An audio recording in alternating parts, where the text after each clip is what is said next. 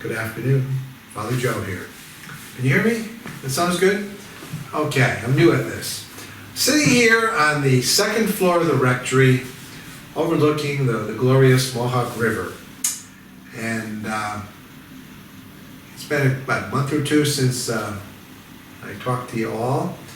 And I'm sure some people are saying, is he still pastor? Well, he still is pastor. As you all know, I think I shared this in a variety of ways. I had some major back surgery here 3 weeks ago. And I think I'm doing well.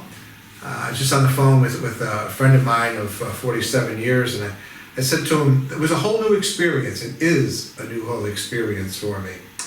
I've never had surgery before, never had major surgery before, never been told that I can't do something. And now I'm being told I can't do a lot, like bend, lift, twist, all that stuff. And that includes I can't play golf. So we cope with it. And it's going to be a process here. It's not like having, the flu or the cold or something and you say, well, I was sick for a couple of days and now I'm back to work. This will be a little extended time of recuperation and healing. How much I can't tell you. But this I know, I'm out of action on the injured reserve list, as I like to say, until around the 1st of September. And then we'll see what the doctor says next as far as what I can do and what I can't do. But I think I'll probably be drifting into some part-time efforts in ministry come September. Right now, I have a daily routine almost. I get up relatively early in the morning. I take a walk. This is one of the things, several walks during the day, and increasingly so time-wise over the next 6 weeks. And then I have my exercises I have to do, and that probably takes me about an hour. So that's the first part of my day, and then the rest of the day, I eat bonbons. No, I relax. I might go to the office for a few minutes, get the mail, come over back to the rectory, and maybe do a little reading or whatever. But overall, I think I'm doing well. My stamina will probably increase with time. But as a patient, I need, and this applies to the pandemic too, we all need to be patient. We'll get to the pandemic in a second, but I certainly want to thank you all, people of the parish and beyond the parish, who've sent me notes or cards and the like, wishing me well with the surgery and with the ongoing efforts of healing. I did take out of the many cards I received 3, and they're handmade, homemade cards. Here's one from Annika, and hope you feel better. Very nice card. I don't know how much you can see it on the video, but nice little card. And then one of her siblings also did another card. This comes from Jack, and he says, Father Joe, hope you feel better, and you have a wonderful day, and I feel better. So that came from Jack. And then the third card comes another sibling of the folks, and this one comes from Ben. And Ben, the front cover is a picture of our church, the altar area, in case you can see that. And then he says, hope you feel great, Father Joe. And then he says, he's got a little picture here. He says, this is us watching church at home. And so I know the exact layout of their house now. If I ever go there, I'll know where the couch is and everything. So appreciate that from the children and from you all. As I said, the pandemic is still with us, and I think we need to be patient with it all. I was talking to some people last night, and I said, I think one of the challenges we're having right now, and this is a personal opinion too, is that we're getting all different types of messages that seem at times to conflict or challenge others. But I think that we need to be patient. We need to do our part for the common good. And there was an article in something I read this morning that said, wear masks. I think I talked about Vietnam, where it's just part and parcel of their lifestyle to wear masks more regularly than we would in America. But they were saying, wear masks, wear masks. Again, wash our hands as appropriate, or use that, little Purell or whatever they might have for hand sanitizing. Social distance, social distance. I know it can be a challenge, I would think, during the summertime of the year. I just got off the phone with a guy who's down at the Jersey Shore, getting ready to go out into the shore now. I'm presuming he's social distancing and everybody else is there. But, we need to be careful. And as one person has said, try to avoid at all possible, large crowds. And I think we know what large crowds are.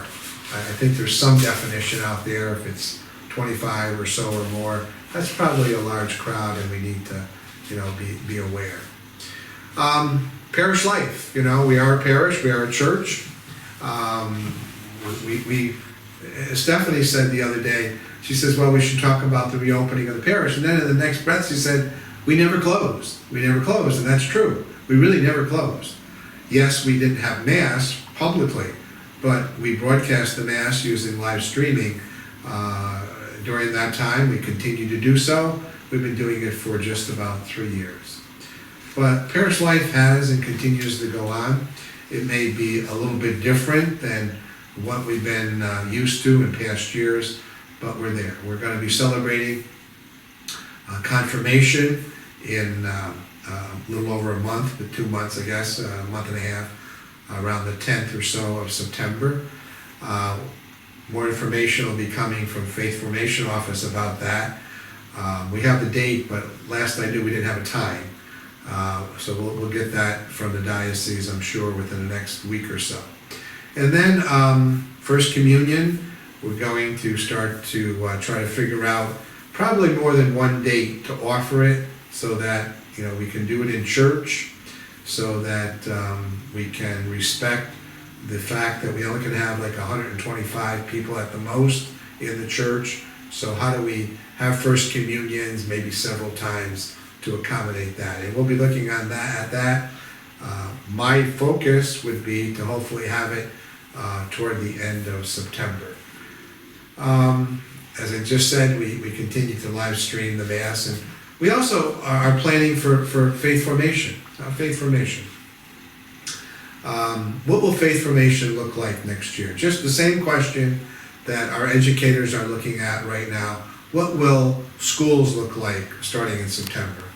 And I know there's a lot of back and forth, a lot of, should we do this, should we do that? And quite frankly, here in the parish, when it comes to Faith Formation, we are going to go to a virtual learning process. We'll be getting more information out to the parents of the parish about this probably in about 3-4 weeks. But the idea is that, like for K through 4, we would have a Zoom session. For a very limited amount of children, if we need a second session, we would have one. We're not going to have 100 kids in Faith Formation at one time. Probably 6, 8 or so at a time. The teacher would have a plan, a lesson plan, that would cover only 20 minutes. But we're also asking parents to join in on this. Passing on the faith, like many other things in the world, doesn't happen just because we think it should happen. It happens because we all make our own efforts to cooperate in the process. And so we're going to be asking parents, when it comes to the K through 5 children, to sit with them for that 20 minutes that the class will be in session. And then we might give a little homework, maybe draw a picture, who knows what. The teacher will have that ready for you. And in reality, if you think about this would be over 16, 18 weeks. This is about a half hour each week for 18 weeks. We're talking 9 hours. 9 hours. We're eliminating, if you would, the process of driving to the parish to leave your child off, eliminating the fact you have to drive back to pick them up. And so this gives, I think, people time to do whatever they need to do. And so we'll be working on that, and the same thing for the middle grade, so to speak, 6 through 9. Sessions will be a little longer, but we would encourage parents to at least show an interest in their child. We're not asking for the older children that they sit there with them, but at least make sure that they got the teacher on Zoom, and that maybe their phone is in another room while class is going on. And then we'll also have a process for our confirmation students as they prepare for confirmation come the spring of 2021. So we'll be getting this out to you, but we want you to know that we're working on it. And of course, with all the children as well as ourselves, most important is that we pray, not just personally. We pray personally, yes, private prayer, call it what you will, but we also pray with one another. Yes, we can pray to the family, but we also need to pray as the family of the parish, the church, and that prayer is the Mass. I know it may not be the right time to be at Mass physically, and as you know, the bishop has dispensed the diocese, all Catholics, from attending Mass in public because of the pandemic. But I would also encourage you to join in prayer 10:30 on Sunday through the live streaming of the Mass. You go to the website, stmaryscrescent.org. Comes on, you just scroll down a little bit and you see a little box that says Mass. It says live stream. You hit that button and you probably can go get it from there. And then if you're a little late, maybe you say, geez, we overslept. It's now 3 p.m. You could watch it archived. And then just hit the archive. And the Mass for the past weeks is there, but the first one is always the most currently recorded or live streamed. Personally, I have to tell you that I've been praying with the church through live streaming because of my surgery and everything. I really should not be out in public. I shouldn't be with large groups. And so I've been watching from my house, from my computer. And I said to Father Vasco, who's one of the priests who has and who will be assisting us with Masses, it's maybe not the perfect thing, but it's a great alternative. And at least for me, I have to say that it helps me, appreciate the fact that I'm not alone, and we're not alone. We do support one another and care for one another, pray for one another, and pray with one another. And we need to see the Mass as part of that brings us together with Jesus, because it's all about Jesus, isn't it? The Lord is centered to our world and to our lives. I wish I had it. I just read a little thought for the day, or a little article of the day, and they talked about marriage. And they said, sometimes in America, maybe the world, we have this idealistic idea of marriage, that, this person I'm marrying is the perfect person, is my soulmate. And that may very well be true.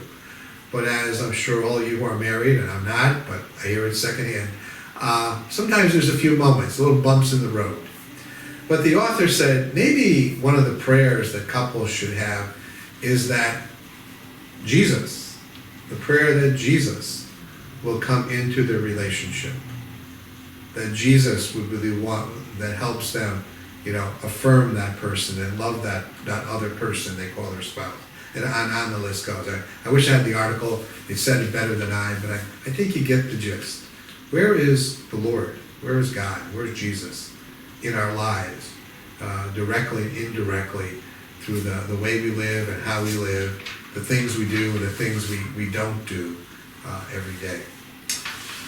I mentioned Father Vasco, and I'm most appreciative to Father Vasco, who's a retired priest of our diocese, who is helping out with Masses while I'm on the injured reserve list. And for the past 2 weeks, we had Father Fisher, and we appreciate his presence the last 2 weeks.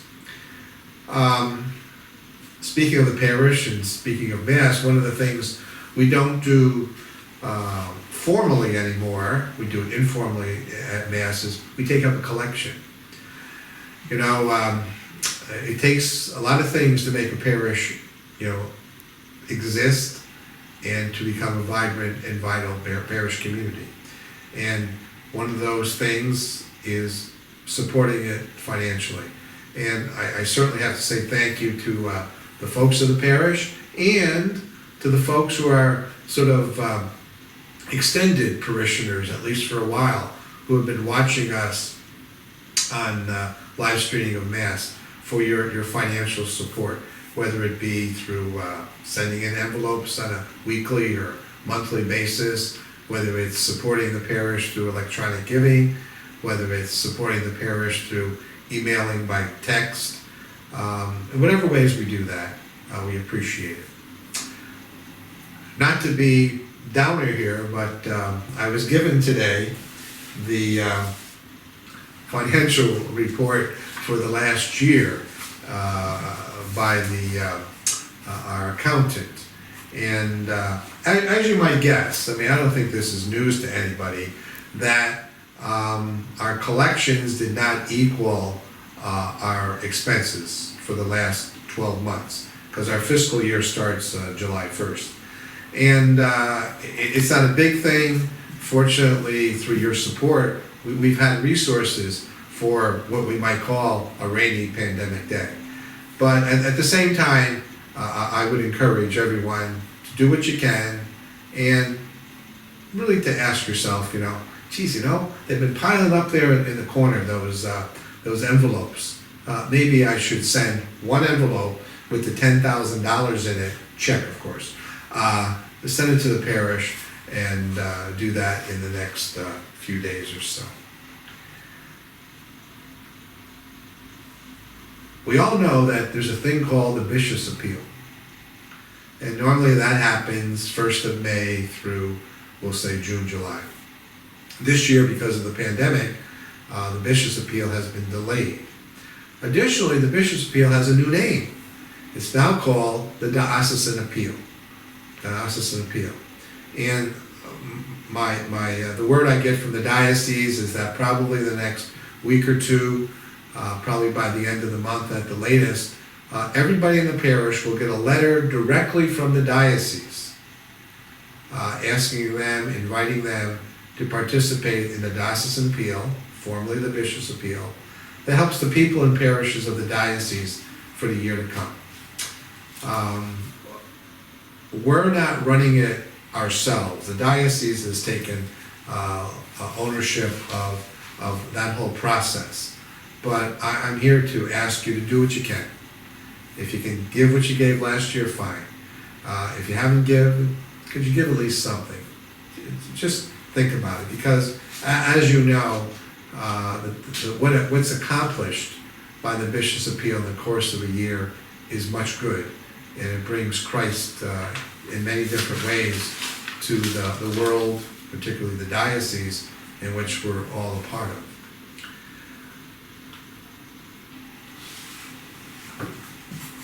Under money, I got a third thing. I'm reading this book. It's a book called A Good Walk Spoiled by John Feinstein.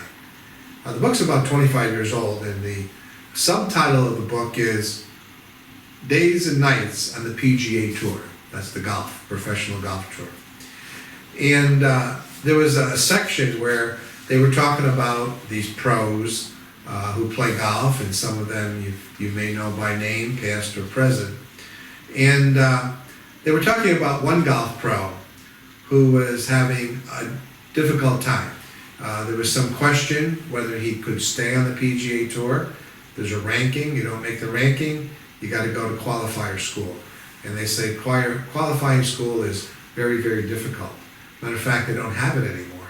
But in the days when they had it, they talked to one golf pro who, as it's quoted here in the book, was in a foul mood as he left the golf course. And as he was driving out of the clubhouse, he saw a man sitting on the curb holding on a sign that said, "I'm homeless, I'm hungry, and I need help." The pro said it wasn't the first time he had seen this beggar, but he said the timing shook him.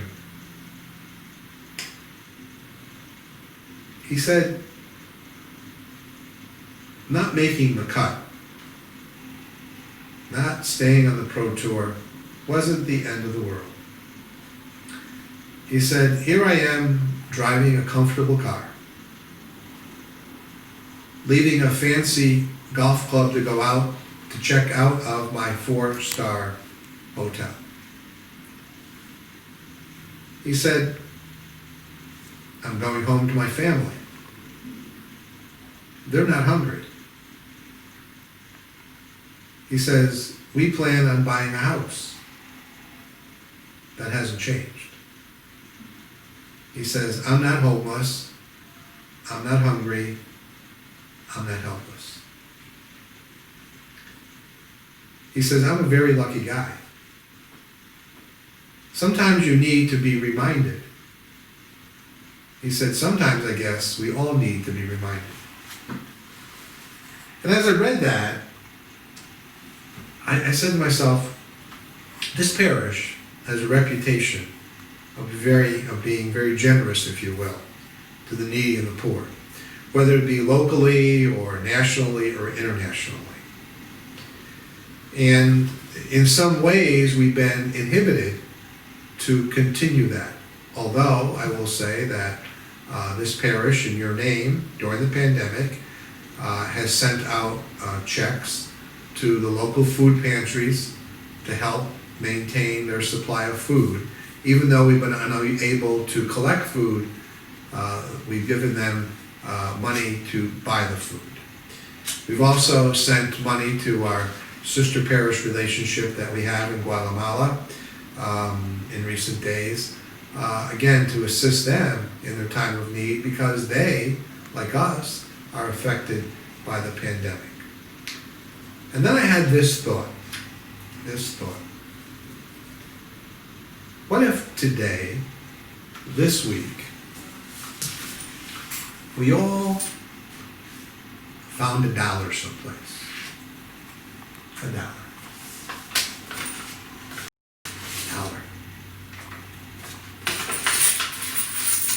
Four quarters, $1. They're probably in the sofa that you may be sitting on. Who knows? I don't know. And you put that $1 or $2 per person into a little envelope like this one, and you sealed it, like that. And then you addressed it to St. Mary's Church Crescent, and just put the words "I care" or "We care" on it. 86 Churchill Road, Waterford, New York, 12188. Send that to the parish for the next week or two. And this is what I'd like to do with the money. And hopefully we'll get a lot. We have, what do we have? 1,300 families, but we have more than that people-wise. So let's say it all comes to like 2,500 people. I know it's more, but we'll use 2,500. $1 a person is $2,500. We could do a lot with that $2,500. And what I propose is that we would give half of it to the local food pantries who continue to assist people in need, and that the other half we would then send also out to our sister parish and those who are affected in Guatemala. I think it's something simple. We're not asking for $1,000 a person, but I bet you all of us can find $1. Take 20 of those deposit bottles that you have, bring it into the store for 5 cents a piece, and there's your $1. Do what you can. There is some breaking news that we have to share at the parish, and I'm happy to announce that Stephanie Nolet, our pastoral associate for administration, who's behind the camera right now, will continue to be with us in the parish in a leadership capacity far beyond tomorrow. Okay. Stephanie is now, will continue to be the pastoral associate for administration, but in an expanded and expanding role over the coming months and beyond. Quite honestly, the church today has always been, but it's always more than the priest or the pastor. Certainly we have our place in the community and in the parish, but there's a lot of other people that can do most of this work, if not all of this work, as well as, and maybe better than, the priest. And as we look at less and less priests in our parishes, particularly in this diocese, we can't rely anymore on having a full-time pastor. We can't rely on the fact that there'll be even a pastor in residence half the time. We just don't know how things are going to work out.